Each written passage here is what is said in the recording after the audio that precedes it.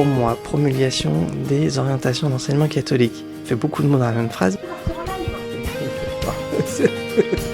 Pardon, il y aura des coupures, j'espère.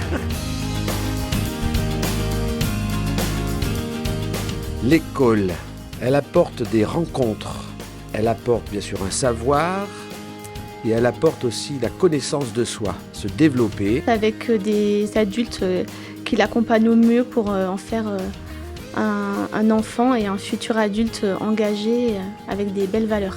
Tout ce qui est fraternité, cohésion d'équipe, la bienveillance, des choses comme ça, on en a besoin aussi entre adultes pour ensuite pouvoir transmettre plus facilement. Pour moi, c'est compliqué de faire appliquer quelque chose qu'on n'applique pas soi-même en fait. Voilà, il y a un devoir d'exemplarité. Ce qui est beau dans nos écoles, c'est justement la mixité et les différences entre tous, même au sein de nos équipes. Oula, c'est loin. Dans 10 ans, j'espère que l'enseignement catholique sera toujours là et qu'il sera toujours en avant, c'est-à-dire proposant des choses innovantes, mais ne reniant pas ce qui s'est passé avant, parce qu'il faut s'appuyer sur ce qui s'est passé pour mieux avancer. Donc, garder notre spécificité et avancer, voilà. Mais c'est vrai que peut-être qu'il faudrait qu'il y ait plus de communication dans les années à venir, que tout le monde soit plus informé, qu'on ait plus de... qu'on sache un peu plus tout ce qui se passe au sein de l'enseignement catholique.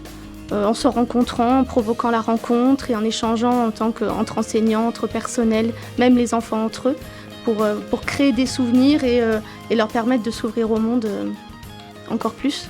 Je pense que ce qui serait important de garder, c'est un esprit collectif et d'être ensemble surtout, et surtout de la communication. Et tant qu'on peut essayer de donner de la joie aux enfants et de les rendre heureux à l'école, pour moi c'est vraiment important. Et c'est tellement communicatif. J'espère que ça va rester comme aujourd'hui, franchement.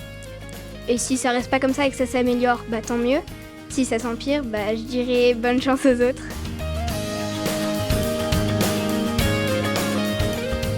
Les orientations, c'est-à-dire les objectifs qu'on se fixe. Après, on réussit pas, mais au moins on sait dans quelle direction on va. Et ça, c'est le but d'une orientation et des orientations.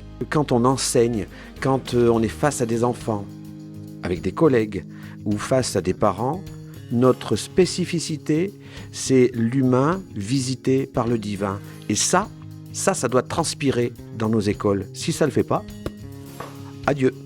Ça me fait penser un peu aux assises qu'il y a eu il y a quelques années, donc c'est un peu les directions que l'enseignement catholique va vouloir prendre dans les futures années.